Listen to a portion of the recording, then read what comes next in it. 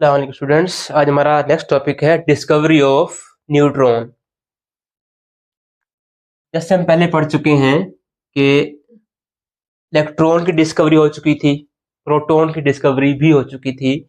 इसके बाद एक और मॉडल आया एटम का कि एटम में ये इलेक्ट्रॉन प्रोटॉन किस तरह हो सकते हैं। तो रदरफोर्ड ने पहला ये मॉडल दिया था, इसे हम गोल्ड फॉइल एक्सपेरिमेंट के थ्रू भी उसने ये अपना एटम का मॉडल एक्सप्लेन किया था। उसने इस एक्सपेरिमेंट के थ्रू अपना ये सारा एटम में ये इलेक्ट्रॉन किस तरह होते हैं, प्रोटॉन कहाँ पे होते हैं, ये किस तरह अरेंज होते हैं।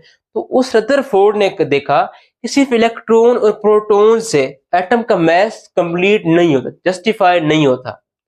यानी इस सिर्फ इसकी बेस पे हम ये नहीं कह सकते कि इस एटम का इतना मैस है। इसने कहा लाजमी एक ऐसा और आप पार्टिकल होना चाहिए जो न्यूक्लियस के अंदर होता हो और उसका मैस प्रोटॉन के मैस के तकरीबन बराबर हो।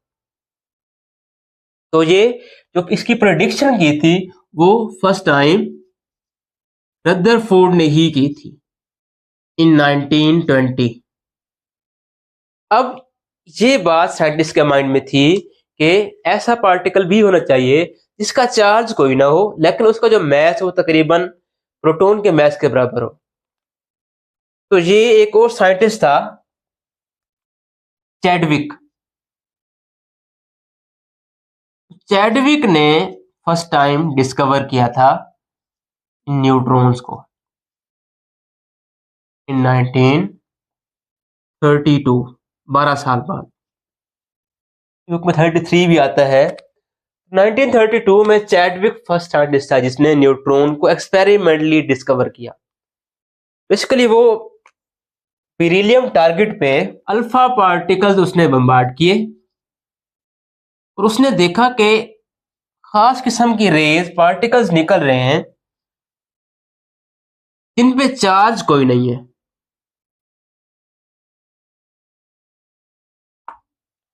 और ये जो रेज हैं, ये पार्टिकल्स काफी पेनिट्रेटिंग है, यानी सरायत कर जाने वाले हैं, अंदर तक चले जाने वाले हैं। यानी इनके लिए जो रेजिस्टेंस है वो मैटर बहुत कम रेजिस्टेंस शो करता है, ये अंदर तक घुसते चले जाते हैं। तो उसने कहा, जो रदरफोर्ड कहा करता था कि न्यूट्रल पार्टिकल्स हैं और इनका mass nearly equal to proton होना चाहिए, तो ये बिल्कुल वही पार्टिकल्स हैं जो डिस्कवर हो गए हैं। तो इसने फर्स्ट टाइम चैडविक ने ही डिस्कवर किए कि न्यूट्रॉन्स भी एटम में होते हैं। और आप ये देख चुके हैं बेसिकली ये इनका जो सोर्स है, इनका जो रिएक्शन है वो इस तरह डिस्कवर हुआ है कि अल्फा पार्टिकल यानी हीलियम का अटैक हुआ बेरिलियम पे, ये भी एक एलिमेंट है। इससे हमारे पास कार्बन बना और साथ न्यूट्रॉन रिलीज हुए। अब ये न्यूट्रॉन पे कोई चार्ज नहीं होता, इनका मैस तकरीबन प्रोटॉन के मैस के बराबर होता है और ये हाईली पेनिट्रेटिंग है। तो ये प्रॉपर्टी है न्यूट्रॉन की। mass of neutron nearly equal to mass of proton।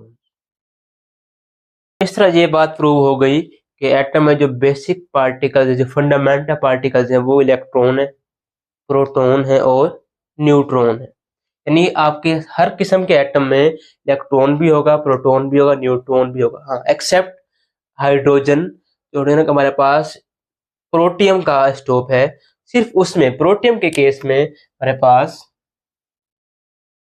में प्रोटॉन और इलेक्ट्रॉन होता है, इसमें हमारे पास न्यूट्रॉन नहीं होता, सिर्फ हमारे पास प्रोटियम के केस में। बाकी तमाम एलिमेंट्स में, तमाम एटम्स में हमारे पास इलेक्ट्रॉन भी होगा, प्रोटॉन भी होगा और न्यूट्रॉन, ये लाजमी होंगे। इसलिए हम इन्हें फंडामेंटल पार्टिकल्स भी कहते हैं। और ये जो हमारे पास फंडामेंटल पार्टिकल्स हैं, इन्हीं के डिफरेंट होने की वजह से, यानी इनकी तादाद चेंज होने से, इनके नंबर ऑफ पार्टिकल चेंज होने से हमारे पास डिफरेंट एलिमेंट्स बनते हैं। तो जैसे हमारे पास अगर हाइड्रोजन है तो इसमें अगर हम ड्यूटेरियम के केस में देखते हैं, इसमें एक हमारे पास न्यूट्रॉन भी एक है, प्रोटॉन भी एक है और हमारे पास इलेक्ट्रॉन भी एक है।